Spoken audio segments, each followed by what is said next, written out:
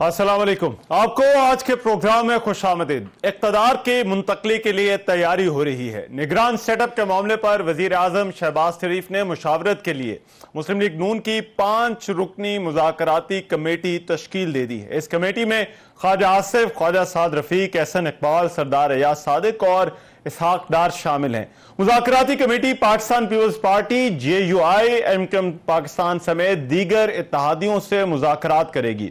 Committee कौमी assembly की तहलील और निगरान वजीर आजम समेत सियासी मामलात पर बातचीत भी करेगी। ये कमेटी पार्टी के कायद नवाज शरीफ से भी बराह रास्त राब्ते में रहेगी। जराए के मुताबिक शहबाज शरीफ ने इत्तेहादी जमातों को भी मुज़ाकराती कमेटी तश्कील देने की हिदायत की है। दूसरी जानिब कौमी असम्बली की पार्लिमानी कमेटी बराए इंतखाबी इस्लाहात ने आइंदा आम इंतखाबात के लिए मुजव्वजा तरामीम को भी हतमी शक्ल दे दी है।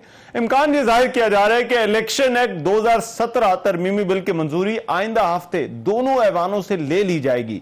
कौमी असम्बली में अपोजिशन लीडर राजा रियाज का यह कहना है कि उनकी इतलात के मुताबिक असम्बलियां 12 अगस्त को अपनी मुद्दत खत्म होने से 4 दिन पहले यानी 8 अगस्त को तहलील हो जाएंगी। निगरान वजीर आजम के नामों के हवाले से 1 अगस्त के करीब उनकी वजीर आजम से मुलाकात भी मुतवक्का है।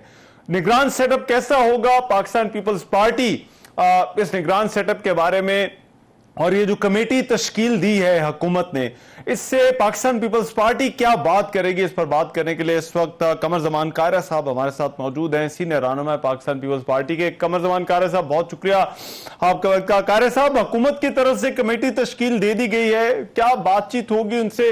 कुछ राब्ता हुआ है? सर, बात क्या होगी वो देखेंगे कि क्या प्रपोजल लाते हैं। उनके कमेटी यकीनन जो बनी है उन्होंने अपनी इंटरनल डिस्कशन करके कोई ना कोई नाम अपने पास तजवीज किए होंगे। वो हमारी क़यादतों से जब मिलेंगे इत्तेहादी जमातों के, तो हम देखेंगे कि उनके नाम क्या क्या आए हैं। अगर वो कोई उनमें से बेहतर नाम हुए तो उस पर कोई इत्तेफाक हो जाएगा, या हो सकता है कि हमारी जमातों की तरफ से भी कोई नाम तजवीज किए जाए। तो ये तो हमें केवल आपस में मुशावरत होनी है, कर लेंगे। तो क्या पीपल्स पार्टी भी इस हवाले से कुछ निगरान वजीर आजम के लिए नाम प्रपोज करने का इरादा रखती है? रहमान, मेरे इल्म में भी है नहीं ये बात, क्योंकि क़यादत के लेवल पे होनी है। अभी तक हमारे साथ कोई कंसल्टेशन हुई नहीं, तो इसके ऊपर जब कंसल्टेशन को हुई तो बताएंगे। अच्छा, लेकिन पार्टी के अंदर सोच इस हवाले से क्या है? किस तरह का निगरान सेटअप आना चाहिए, कौन शामिल होना चाहिए? आई एम श्योर ये क्योंकि बहुत अरसे से अब इस पर बात हो रही है, तो डिस्कशन इस पर हो चुकी है, तो पार्टी के अंदर इस हवाले से क्या राय पाई जाती है? पार्टी के अंदर मैंने किया ना, कभी इस पे कोई प्रॉपर मुशावरत हुई नहीं, बैठे नहीं क़यादत के साथ। जल्द इंशाल्लाह इस पे मुशावरत होगी इन्हीं दिनों में। लेकिन मैंने अपनी जाती राय इन दोनों टेलीविजन चैनल्स पे और मुख्तलिफ मीडिया में भी दी है, और मेरी राय ये है कि ये पाकिस्तान के सियासी ऑफिसर्स हैं। वजीर आजम हो, वज़रा हो, वजीर आला हो, ये पाकिस्तान के आला सियासी दफातर हैं, सियासी ऑफिसर्स हैं। इनके ऊपर खालिस्तन सियासी लोगों का आना जरूरी है। भले वो केयर टेकर हो, थोड़े अरसे के लिए आए, लेकिन ये सियासतदान है जो आने वाले मुस्तकबिल के बारे में जो भी फैसले करने हैं वो बेहतर फैसले करे। और क्योंकि ये दफातर हैं ही सियासी, इन पे दीगर जगहों से ला के लोग बिठाना, वो बंदा जो जिंदगी में यूनियन काउंसिल का इलेक्शन नहीं लड़ा, ना लड़ सकता है, उसको पाकिस्तान के सबसे बड़े मुंतखब ऑफिस में बिठा दिया जाए, तो ये उस ऑफिस की भी तौहीन है, उसको भी डिस्ग्रेस है। लिहाजा मेरी जाती राय यह है कि इन ऑफिस पे सियासी लोगों का होना बहुत जरूरी है। और खैर साहब, एक और इशू जिस पर शायद बात हो वो ये कि इलेक्शन 90 दिन में, 60 दिन में मुद्दत पूरी की जाए या नहीं? आपको लगता है इससे कोई फर्क पड़ेगा? मेरा नहीं ख्याल रहमान साहब, इस पे फर्क क्या पड़ना है। दोनों आईनी रास्ते हैं। अगर इलेक्शन कमीशन की तैयारी या सियासी जमातें अपने तौर पे समझती हैं कि उनकी तैयारी में उनको 60 की बजाय 90 दिन चाहिए, तो कोई क़यामत नहीं आएगी। वो भी ये भी आईनी रास्ता है, ये भी आईनी रास्ता है। फर्क सिर्फ ये है कि इलेक्शन ठीक तरीके से होना चाहिए। इलेक्शन कमीशन की जो तजावीज थी इलेक्शन प्रोसेस की या इलेक्टोरल लॉज की, उसको ठीक करना चाहिए फौरी तौर पे, और इलेक्शन फेयर एंड फ्री कराने की पूरी कोशिश करनी चाहिए ताकि इस इलेक्शन पे कोई सवाल ना उठे। पाकिस्तान पहले ही बहुत सारे मसाइल का शिकार है और इस वक्त हमें एक न्यूट्रल सा माहौल, एक अच्छा सा इलेक्शन चाहिए ताकि लोगों का ट्रस्ट हो, जो भी हुकूमत आए उसके ऊपर लोगों का ये यकीन हो कि उनके वोटों से आए हुए हैं और वो उसी के ऊपर बेहतर तरीके से वो फैसले कर सकते। लेकिन सर ये कैसे होगा? अभी हुकूमत इस्लाहात, इंतखाबी इस्लाहात का इरादा रखती है और इम्कान है कि अगले हफ्ते उसकी भी मंजूरी हो जाएगी, और पाकिस्तान तहरीक इंसाफ इन इस्लाहात के हवाले से ऑन बोर्ड नहीं है, तो आपको क्या लगता है इससे ये मामलात इससे बेहतरी की तरफ जाएंगे? क्या ये इस्लाहात का वक्त है? देखिए, तहरीक इंसाफ को ऑन बोर्ड कुछ न किसी तरह करना चाहिए। पहले तो ये बात है कि ये जो मोस्टली इलेक्टोरल रिफॉर्म्स हैं, ये शायद इसमें उनकी इनपुट पहले से शामिल थी, उनके दौर में भी ये बात हुई थी और कमेटियों की राय पहले से मौजूद है। अब भी उनसे राय ले लेनी चाहिए, लेकिन अगर उनकी राय प्रॉपरली नहीं भी आती तो इलेक्टोरल रिफॉर्म्स में बेहतरी लाने के लिए अगर आप क्विकली कोई फैसला करते हैं तो बिल्कुल करना चाहिए। टाइम बिल्कुल थोड़ा है, इसमें कोई शक नहीं है। कभी भी ये आसान कदम नहीं होगा कि आप ऑर्डिनेंसेस के जरिए इस तरह की कानून साजी करें, लेकिन उसकी तरफ भी जाना पड़े और उसका मुंतहा ये हो या मकसूद ये हो कि इलेक्शन रिफॉर्म्स करके फिर इलेक्शन कराए जाएं, तो कोई हर्ज नहीं है कि आप ऑर्डिनेंसेस के जरिए भी अगर ये रिफॉर्म्स कर लेते हैं और बाद में देखा जाए उसको कानून की शक्ल दे दी जाए। कारी साहब, एक इंतखाबात की बुनियादी जरूरत लेवल प्लेइंग फील्ड का मौजूद होना तमाम सियासी जमातों के लिए वो भी है, और तहरीक इंसाफ का इस वक्त एतराज ये है कि जो मुकदमात हैं, जो गिरफ्तारियां हैं, लोगों को जिस तरह से पार्टी छुड़वाई गई, ये लेवल प्लेइंग फील्ड उनको मैसर नहीं है। तो आपको लगता है कि क्या पाकिस्तान में इस वक्त जितनी भी सियासी जमातें हैं उनके पास इंतखाबात से पहले ये लेवल प्लेइंग फील्ड है? रहमान साहब, अगर लेवल प्लेइंग फील्ड की बात ही करनी है तो पीपल्स पार्टी का तो आज तक लेवल प्लेइंग फील्ड कभी मिली ही नहीं है। अच्छा, तो फिर हम क्या करें? ये खान साहब तो खुद हमेशा अंपायरों के सहारे खेले हैं, अब उन्हें अपने पांव पे खड़ा होने का मौका मिला है। खड़े हों, तगड़े हों, क्यों इस पे इतना परेशान है? और रही बात कि वो जो कह रहे हैं, वो तो उन्होंने बहुत सारी बातें पहले जिंदगी में झूठ बोल के कही है, गलत बातें कही है, हुकूमत के खात्मे के लिए या बाकी चीजों के ऊपर उन्होंने यूं कर लिया है, गलत बयानी की है। अब भी उनकी बात में कोई सकत नहीं है। ये जो इस वक्त उनकी जमात, उनके साथियों के खिलाफ, उनके कारकुनों के खिलाफ या उनके खिलाफ जो कुछ कोई कार्रवाई कानूनी तौर पे हो रही है आइन और कानून के मुताबिक, इसके लिए तो खान साहब ने खुद ये ऑप्ट किया है, उन्होंने अपने ऊपर ये चीजें नाफिज की हैं, उन्होंने ये अपने आप को इसमें खुद डाला है। वरना देखिए ना, जो भी हालात बने, हुकूमत उनकी खत्म हुई, उन्होंने पाकिस्तान के खारजा ताल्लुकात को, इकोनॉमी को, बहुत चीजों को बर्बाद करना चाहा और फिर इदारों के ऊपर हमला आवर हो गए। इसके बावजूद रहमान, जब हमने कोशिश की थी कि मई में हमारी कोशिश किसी हद तक नजदीक लग गई थी कि डायलॉग के जरिए अगले इलेक्शन की डेट दी जाए और रास्ता पैदा किया जाए, खान साहब ने उसको तोड़ा ना। वरना ये तय हो गया था दोनों कमेटियों का, पीपल्स पार्टी की तहरीक थी, उसके बाद अदालत ने भी उसको इंडोर्स किया कि डायलॉग करके रास्ता पैदा करें। तो आपको पता है, आप जानते हैं, आप बड़े बाखबर हैं कि उस कमेटी ने जो बैठी थी दोनों अतराफ से, उसने नैरो डाउन कर दी थी बात और सिर्फ जुलाई में असेंबली तोड़ने की डेट तय होनी थी, बाकी चीजें तो तय हो गई थी। उस पर खान साहब ने अगर उससे मुफर किया या उससे उनका कोई समझ आई कि मैं इससे कोई फायदा लूंगा, तो उसका फैसला खुद इमरान खान ने किया ना, हमने तो नहीं किया। अगर वो फैसला ना करते उस वक्त और वो कमेटी की बात मान ली जाती तो ये 9 मई वाली सूरत हाल बनती ही ना। ये खान साहब को आज जो वो है ना पुराना एक you ask for it, he ask for it, ये सूरत हाल ना पैदा होती। ठीक है, लेकिन कारी साहब, अभी ये उनके जो मामलात हैं, जो केसेस हैं, ये मुमकिना तौर पर निगरान हुकूमत के दौर में हो सकता है अपने मंतकी इंजाम की तरफ भी जो है वो जाएं। पहले ही उनकी जब पंजाब हुकूमत की जो निगरान हुकूमत आई है उस हवाले से उनके जो है वो एतराज़ात हैं। तो ये जो इनके केसेस हैं या उनकी मुमकिना गिरफ्तारी है, ये मामलात और निगरान हुकूमत में कैसे चलने चाहिए? ये तो फिर एतराज होगा इसके ऊपर, निगरान हुकूमत की जो है जानिबदारी या गैर जानिबदारी पर सवालात उठेंगे। देखिए, ये तो इशू बात का है।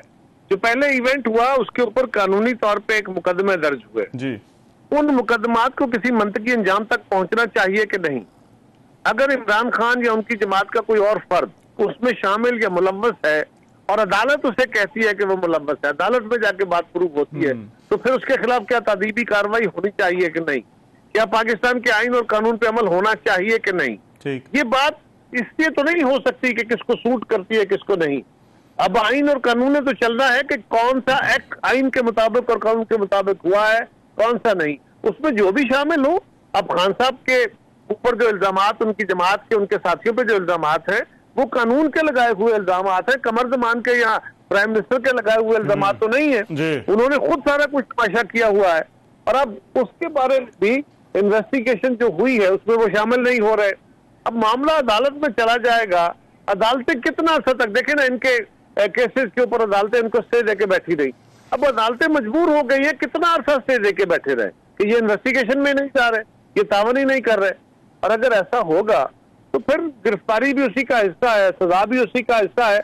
हम नहीं चाहते कि किसी सियासतदान को सजा मिले, लेकिन अगर उसने ऐसे एक्ट किए हैं और वो अपनी सफाई भी नहीं देता तो फिर किसी को सूट करे किसी को ना करे, कानून को तो अपना रास्ता लेना चाहिए। अच्छा, और लास्टली कारी साहब, साइफर के हवाले से मुस्लिम लीग नून के बाद रहनुमाओं का ख्याल है कि इस पर खान साहब पर आर्टिकल 6 का इतलाक होना चाहिए या हो सकता है।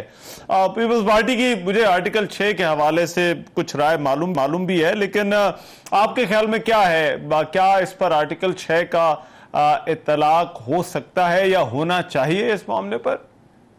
ऐसा कोई किसी का कोई इशू नहीं है जी। हाँ। ये तो जो भी इश्यूज सामने आए हैं या जो भी इस वक्त मुकदमात बने हैं या जो भी इस वक्त वाकयात हुए हैं जिनकी बुनियाद पर मुकदमात बने हैं उनके ट्रायल होने हैं। उस ट्रायल पे आर्टिकल 6 हो फलान हो, अभी तो ये सारी मफरूजों पे मबनी बातें हैं। अगर कोई रहमान साहब ऐसा कोई वक्त आया तो फिर इस पे बात करेंगे, अभी तो क्या बात की जाए। ठीक, बहुत शुक्रिया। आप कमर जमान कायरा हमारे साथ मौजूद थे और बात हो रही थी निगरान हुकूमत की तश्कील। जबकि हुकूमत ने कमेटी बना दी है तो पाकिस्तान पीपल्स पार्टी इस मामले पर क्या सोच रही है, क्या बात होगी। एक ब्रेक लेते हैं, ब्रेक के बाद वापस आते हैं, कुछ मजीद खबरों पर बात होगी।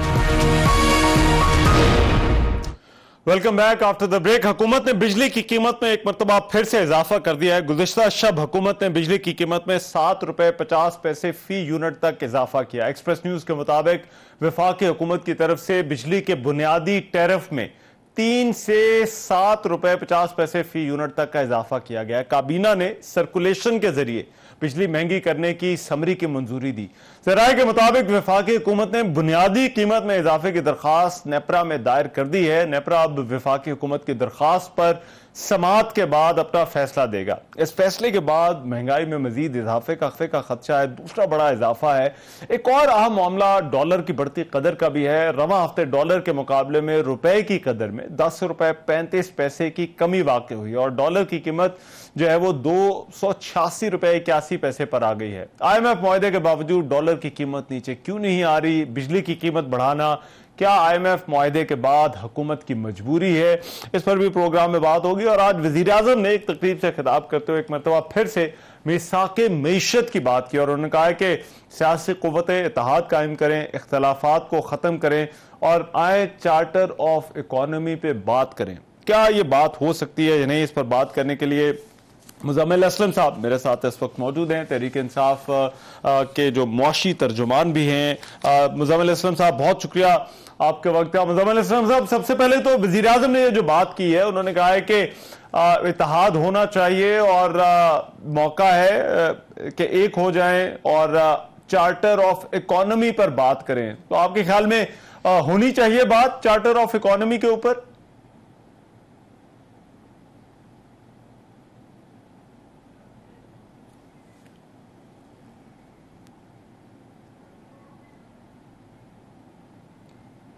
जी मुज़म्मिल असलम साहब, गालिबन आपका माइक जो है वो म्यूट है, उसको अनम्यूट जरा कर लीजिए।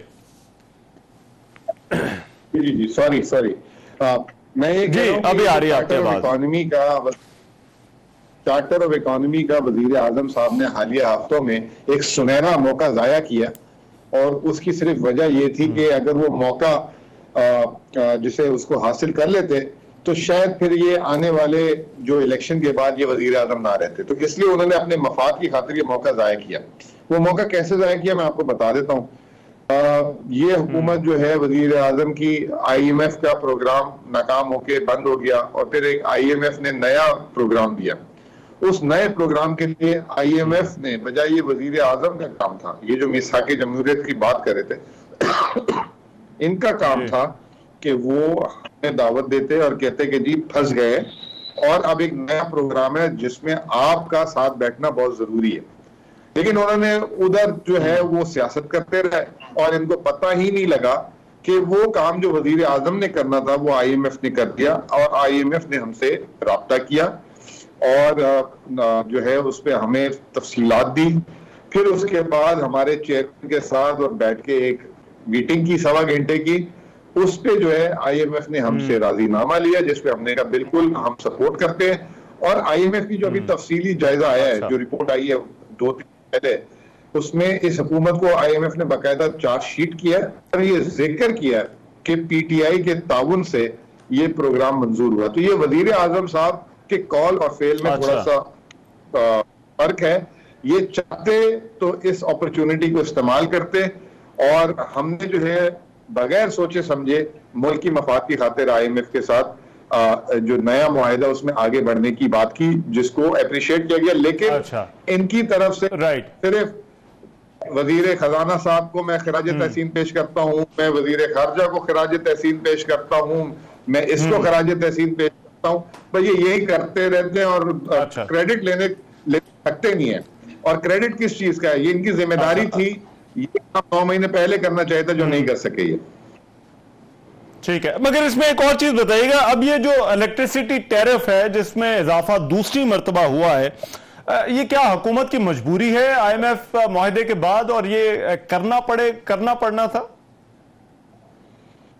देखिए, बात ये कि इस हुकूमत ने 3 काम गलत किए इस टर्म में। 1 रुपए को संभाल नहीं सकी, 180 से 280 हुआ। दूसरा जो है ये जो बिजली के बिल हैं वो अच्छे भले 93-94% की रिकवरी होती थी, सैलाब के बाद वो 80-81% पे आ गई, यानी कि चोरी बढ़वा दी बिजली की। ठीक है जी। दूसरा किया। तीसरा काम जो है ये जो दरामदी ईंधन पे जो सारे इन्होंने पावर प्लांट लगा दिए थे उनको बंद किया हुआ है 1 साल से। मुल्क में पैदावार ईंधन ही नहीं है, ना LNG आ रही है, ना कोयला आ रहा है। उस पे जो हमें उसका किराया जैसे कैपेसिटी पेमेंट है वो देनी पड़ रही है। वो 3 वजूहात की वजह से ये जो 1 साल जब से आए हैं इन्होंने खुद दुगनी कर दी है बिजली की कीमत। अब वो दुगनी जो कीमत की है, मैं आपको छोटी सी एग्जांपल दे देता हूं, आप भी सर पकड़ के बैठ जाएंगे कि जो 50 रुपए का यूनिट है इसमें सिर्फ ईंधन की कीमत 7 रुपए है, बाकी किराया है, बिजली की चोरी है और हुकूमत के टैक्सेस है। ये 3 चीजें हैं। मतलब 50 रुपए के यूनिट में सिर्फ जो ईंधन है वो 7-7.5 रुपए का है। और जो पावर प्लांट नून लीग ने लगाए थे LNG के, कोयले के, वो कोई भी जो है 40 रुपए यूनिट से कम की पैदावार नहीं है। और जो पाकिस्तान के ईंधन पे लगे हुए हैं वो 6 रुपए से 22 रुपए पे लगे हुए हैं। तो इतनी ये जो आज बिजली की कीमत बढ़ाने का पीछे से तो हम ये कह रहे हैं कि IMF ने बढ़वा दी है गन पॉइंट पे। IMF ने तो आपका खसारा कम करने के लिए बढ़ाई है। आप ये अगर हरकतों पे कंट्रोल कर लेते तो शायद आज बिजली की कीमत पाकिस्तान में जो है, जो आज हम पे करेंगे उससे जो है आधी होती। लेकिन अभी भी ख्याल नहीं है। ठीक है। अच्छा, अभी भी ये डॉलर, ये जी मुज़म्मिल हसन साहब, ये डॉलर के हवाले से जो गुजरा हफ्ता है, ब्रह्मा हफ्ता, इस पर कोई कीमत 9-10 रुपए के करीब उसमें जो है वो इजाफा हो गया है। ये IMF मुआहदे के बाद तवक्को ये थी कि ये सेटल हो जाएगी। आपको क्या समझ आती है ये डॉलर का जो एक्सचेंज है रुपए के मुकाबले में, ये सेटल क्यों नहीं हो रहा अभी तक मार्केट में? देखिए, इनकी ना अहली है यहाँ पे भी। श्रीलंका में IMF का जब मुआहिदा हुआ तो उनका डॉलर 390 से 290 हो गया, 100 रुपए उनकी करेंसी बढ़ गई। लेकिन इसका तरीका होता है आपको करेंसी को एडजस्ट करने का। इन्होंने क्या किया कि जैसे ही मुआहिदा भी हुआ नहीं, ईद के बाद पहले दिन ही 12 रुपए धड़ाम करके गिरा दिया। ठीक है जी। और उस पर अल्हम्दुलिल्लाह जो एक इनका पुराना शौक है, अल्हम्दुलिल्लाह डॉलर इतना नीचे आ गया, मुबारकबादें देना शुरू कर दी। मार्केट के कुछ असूल होते हैं, अगर आप मार्केट के असूलों से हटके चलेंगे ना तो आप मार खाएंगे। ये डॉलर 270 से आज नीचे होता अगर ये तरीके से चलते।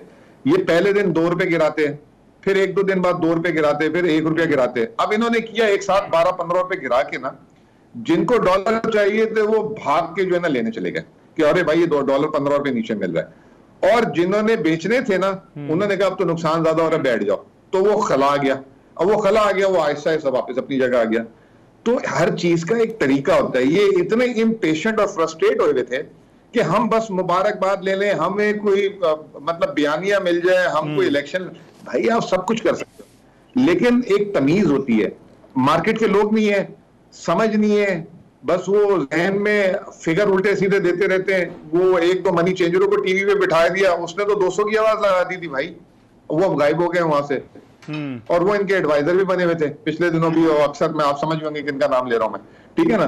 तो जो है ये डॉलर जो है 260, 65, 70 के नीचे आ सकता था, लेकिन अब मिस हैंडल कर दिया। अब टाइम गुजर गया है, market demand and supply out हो गई है। अच्छा, राइट, ठीक। मुज़म्मिल असलम साहब बहुत शुक्रिया, बात कर रहे थे मुज़म्मिल असलम जो बिजली की कीमतों में इजाफा हुआ है, डॉलर की कदर, और फिर जो वज़ीर आज़म ने पेशकश की है मिसाक़ मईशत की। अब एक ब्रेक लेंगे, ब्रेक के बाद वापस आएंगे। तो पेपरा में कुछ तब्दीलियाँ की गई हैं कवानीन के अंदर, और जिस पर सहाफ़ियों के कुछ तहफ़्फ़ुज़ात हैं, एतराज़ात हैं, क्या इनका जवाज़ है या नहीं, एक ब्रेक के बाद आकर बात करते हैं। Welcome back. कौमी असम्बली की कायमा कमेटी बराए इत्तलात ने पैमरा तरमीमी बिल 2023 इत्तफाक़ राय से मंजूर कर लिया। वज़ीर इत्तलात मरियम औरंगज़ेब ने कमेटी अरकान को ब्रीफिंग में कहा कि पैमरा कानून की 9 सेक्शंस में तरमीम, 5 नई शिकों का इजाफा किया गया है। वज़ीर इत्तलात का यह भी कहना है कि पैमरा तरमीमी बिल के तहत पहली मरतबा सहाफ़ियों को शिकायत कौंसल में अपनी शिकायत दर्ज करने का इख्तियार दिया जा रहा है। पहले किसी चैनल को बंद करने का इख्तियार चेयरमैन पैमरा के पास था, लेकिन अब इस कानून के तहत यह इख्तियार 3 रुकनी कमेटी के पास होगा। बिल के मुताबिक तनख्वाहों की बर वक्त अदायगी के हवाले से इलेक्ट्रॉनिक मीडिया को पैमरा और शिकायत कौंसल के तमाम फैसलों की पासदारी का पाबंद बनाया गया है। ब्रॉडकास्ट मीडिया का लाइसेंस 20 साल के लिए और डिस्ट्रीब्यूशन लाइसेंस 10 साल के लिए होगा।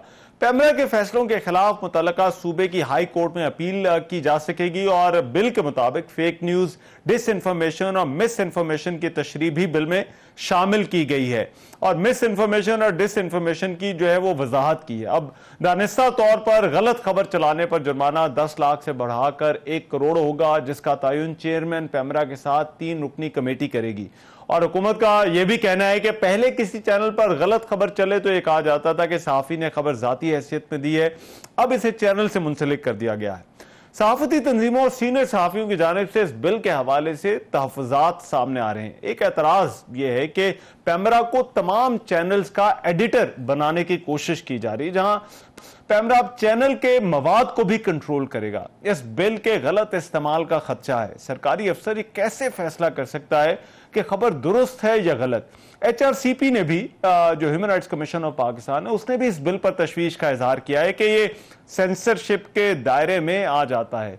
क्या इन नए मीडिया कवानीन के मुतालिक सहाफ़ती तंजीमों के जो खदशात हैं, तहफ़्फ़ुज़ात हैं, उन पर बात करने के लिए इस वक्त 2 बड़ी अहम शख्सियात मेरे साथ मौजूद हैं। एक तो नाज बलोच साहबा जो है वो हमें ज्वाइन कर रही हैं, जो इस कमेटी की भी रुकन है, जिन्होंने जो है वो जो इस मामले पर जो है वो देखा है, इस बिल को जो है वो इसकी मंजूरी दी है। और दूसरी तरफ अफजल भट्ट साहब जो कि किसी तारुफ के मोहताज नहीं है, जो जर्नलिस्ट ऑर्गेनाइजेशंस हैं उनके नुमाइंदा हैं, और जो है वो अक्सर जो है वो इस पर बात भी करते रहते हैं। मैं गुफ्तगू का आगाज़ भट्ट साहब आपसे ही करना चाहता हूँ। मतलब ये फरमाइएगा, क्यों सहाफ़ती तंजीमों को, सहाफ़ियों को ये लगता है कि इस बिल का गलत इस्तेमाल हो सकता है? देखिए, मेरा ख्याल है कि ये सिर्फ सहाफ़ियों का नहीं, पाकिस्तान में एक प्रैक्टिस है कि यहाँ अक्सर जितने कवानीन हैं उनकी इम्प्लीमेंटेशन के दौरान मिस यूज ज्यादा होता रहा। जैसे कहते हैं ना कि दूध का जला जो है वो छाछ भी फूंक फूंक कर पीता है।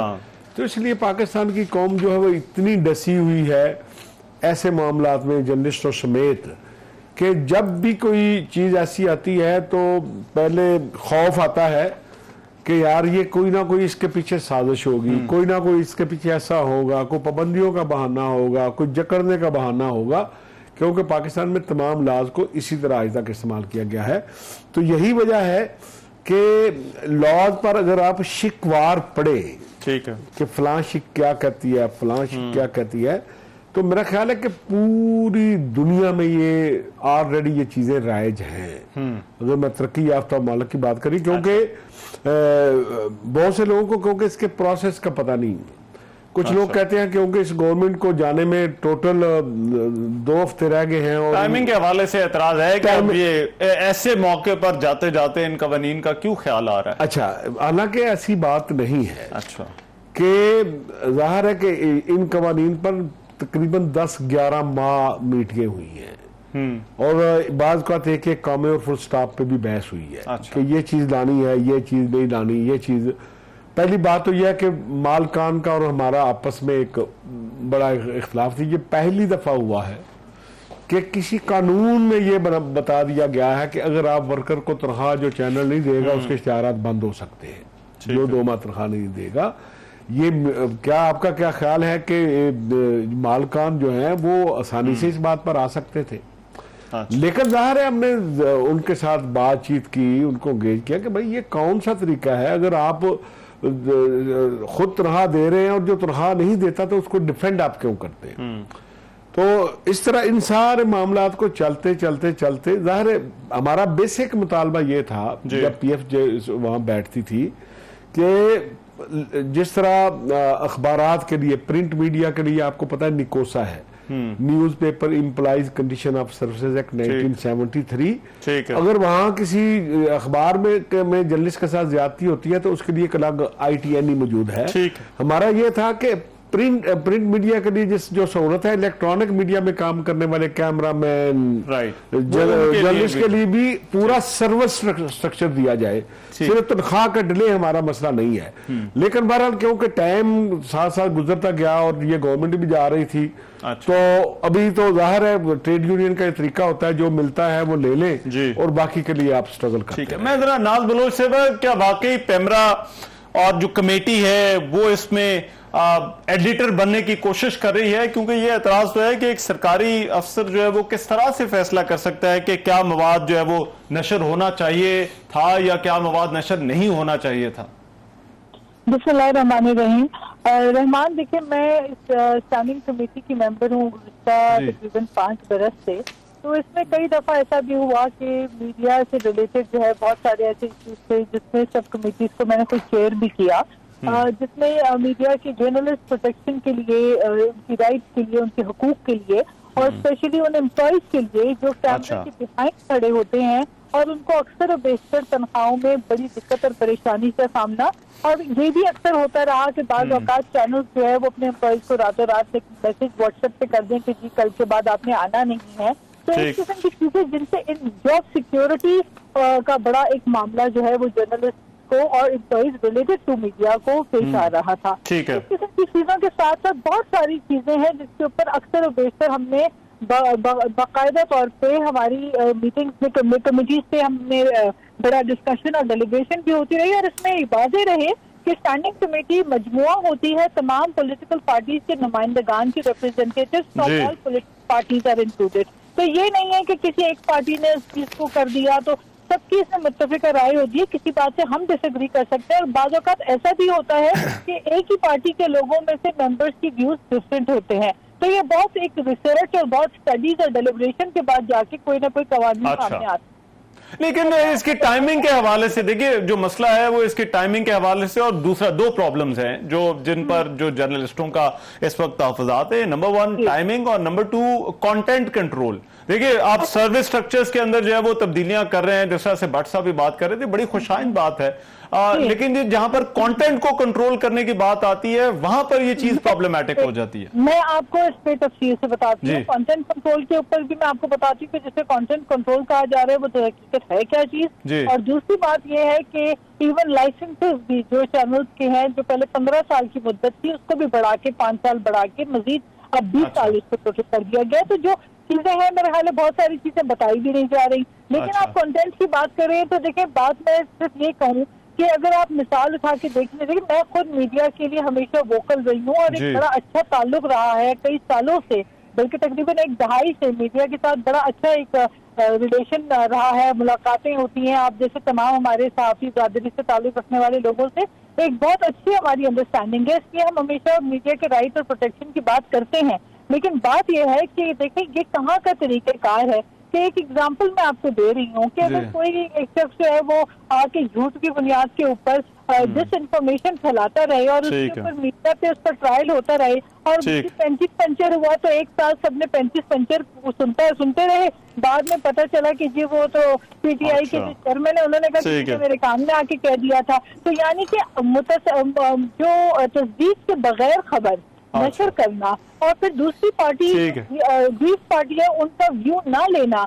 अच्छा चले, मैं ये उन चीजों को मेरे पास जरा टाइम कम है, लेकिन मैं यही पॉइंट जरा मैं भट्ट साहब से भी पूछ लूं। भट्ट साहब ये जो सिर्फ आपको रहमान ये बता दूं कि रेगुलेशन और सेंसरशिप में फर्क होता है। अच्छा ठीक है, ठीक है, तो रेगुलेट करना बड़ा इम्पोर्टेंट होता है, उसको सेंसरशिप करना मैं समझती हूँ कि ये। भट्ट साहब ये जो तारीफात की गई हैं मिस इन्फॉर्मेशन की, डिस इन्फॉर्मेशन की, और फिर ये जो रोल जो एक मैकेनिज्म जो है वो बनाया गया है, क्या आपको नहीं लगता है इससे जो है वो सेंसरशिप जो है वो बढ़ जाएगी या ये कंटेंट कंट्रोल के जुमरे में आता है? देखिए इसमें खदशा तो कोई भी जाहिर किया जा सकता है, लेकिन क्योंकि जो लोग इस प्रोसेस को में शामिल नहीं थे, ये बात शुरू हुई थी, आपको पता है कि बहुत अरसे से पाकिस्तान में एक फेक न्यूज की एक बात चल रही थी कि फेक न्यूज को कैसे रोकना है। जब कमेटी के दौरान सामने ये बात आई तो कमेटी ने अपनी मीटिंग की, मैंने बताया कि जॉइंट एक्शन कमेटी थी जिसमें पीबीए, पीएनएस, सीपीएनई, पीएफयूजे, एमएनसी थे। तो हमने हुकूमत को ये मैं बता दूं कि ये जो जॉइंट एक्शन कमेटी है ये कोई मौजूदा जो कोलेशन गवर्नमेंट है इसके दौरान नहीं बनी, ये जब पाकिस्तान तहरीक इंसाफ की गवर्नमेंट थी उस वक्त ये जॉइंट एक्शन कमेटी बनी थी, और उस जॉइंट एक्शन कमेटी के उस वक्त की इंफॉर्मेशन मिनिस्ट्री के साथ भी बातचीत चल रही थी कि जितने मीडिया लॉज हैं उनके हवाले से आप हमारे साथ बात करें। और गवर्नमेंट तो तब्दील होगी लेकिन हमारी कमेटी कायम रही। तो हमने गवर्नमेंट के सामने ये बात रखी कि पूरी दुनिया में फेक न्यूज की तो कोई डेफिनेशन नहीं है, कोई तारीफ नहीं है।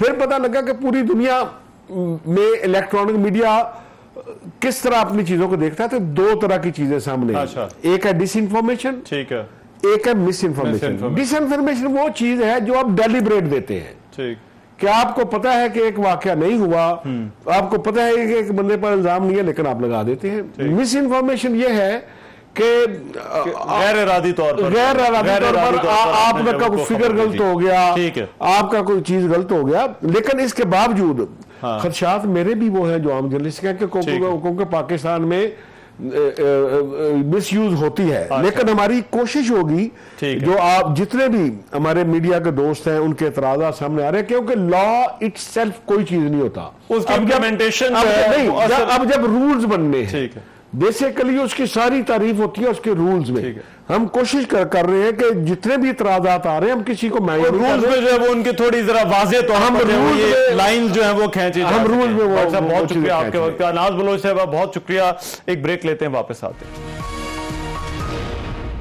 ब्रेक के बाद खुशामदीद। लाहौर समेत पंजाब के कई शहरों में मूसलाधार बारिशों के बाद सैलाबी सूरत हाल पैदा हो गई है। मुतअद्दिद अफराद जाँ बहक और जख्मी हुए। सबसे ज्यादा जो इस वक्त सूरत हाल खराब है वो लाहौर में है, और पाकिस्तान में अर्बन फ्लडिंग ये एक बड़ा कॉमन फिनोमेना बन गया है जिसका हमारे शहरों को बार बार सामना करना पड़ा है। लाहौर में आज बारिशों के हवाले से सूरत हाल क्या रही, इस वक्त जो है वो क्या सूरत हाल है, हमारे नुमाइंदे अफजाल तालब जो है वो मेरे साथ मौजूद हैं। अफजाल बताइएगा, ये एक मरतबा फिर से लाहौर में जो है वो अर्बन फ्लडिंग जो है वो देखी जा रही है, सूरत हाल क्या है और जो इंतजामिया है वो किस तरह से निमट रही है इन बारिशों के बाद इस अर्बन फ्लडिंग से? हाँ जी बिल्कुल रहमान, चूँकि अनफॉर्चुनेटली चाहे मौजूदा हुकूमत हो चाहे साबका गवर्नमेंट हो, लाहौर के मास्टर प्लानिंग के हवाले से बेहतर काम नहीं किया गया। यही वजह अगर तो पहले मास्टर प्लानिंग नहीं होती, अगर मास्टर प्लानिंग हो जाए तो उस पर अमल नहीं होता। आप देखें कि लाहौर में सिर्फ 205 मिलीमीटर बारिश हुई है, वो भी 7 घंटों में, और लाहौर शहर के जो है वो डूब गया। तो हर तरफ जो है जल थल शहराएँ जो है पसमानदा इलाकों में, अभी कई पसमानदा इलाकों में पानी खड़ा है। इस समय लिबर्टी चौक में खड़ा हूँ, जिसके एक साइड पे तो चूँकि यहाँ पे सीएम हाउस सीएम साहब का घर है, तो यहाँ से चूँकि गुजरना होता है उन्होंने लिहाजा यहाँ सड़कें काफ़ी कुछ बेहतर हो गई हैं। लेकिन अभी भी कज़ाफ़ी स्टेडियम की तरफ जो दूसरा रुख है मेरी तरफ, उस तरफ अभी इतना पानी खड़ा है कि गाड़ी भी नहीं जा सकती। तो यहाँ अनफॉर्चुनेटली ये सूरत ये है कि लाहौर में आज बेशुमार जो शाहराह हैं वहाँ गड़े पड़ गए। बेशुमार गाड़ी चलती हुई गाड़ियाँ जो हैं वो गड़े पड़ने से नीचे गिर गई, तो इंतजामियों से बाहर निकाल के दोबारा ट्रैफिक के लिए बंद कर दी। तो जो सूरत है लाहौर की, कि लाहौर में सबसे ज़्यादा जो बारिश है वो गुलशन गावी के इलाके में सिर्फ 205 मिलीमीटर बारिश हुई है और एयरपोर्ट पर 200 मिलीमीटर। तो तकरीबन लाहौर के जो 70% 80% एरिया वहाँ 170 मिलीमीटर बारिश हुई है। तो सूरत ये है कि लाहौर की जो 170 मिलीमीटर बारिश तो कुछ है ही नहीं, क्योंकि लाहौर का जो सेवरेज सिस्टम है वो 40 से 50 साल पुराना बुसीदा हो चुका है। जो सिर्फ सेवरेज का निज़ाम है, जो घरों में पानी इस्तेमाल होता है, जो दीगर इस्तेमाल के अशिया है पानी में, और उसका वो बोझ बर्दाश्त नहीं करता है। जब लाहौर में 200 मिलीमीटर या 300 मिलीमीटर बारिश होती है तो वो लाहौर का वो पानी सड़कों पर आता है, गटर भी उबलने शुरू होते हैं और सड़कों का पानी निकल नहीं पाता। तो लिहाजा पूरी दुनिया में एक सिस्टम मौजूद होता है कि उन्होंने सेवरेज सिस्टम को अलग किया जाता है, जबकि बारिशी पानी के लिए अलग ड्रेनेज सिस्टम होता है। पाकिस्तान में अनफॉर्चुनेटली लाहौर में खासतौर पर ये देखें कि कभी जिंदगी में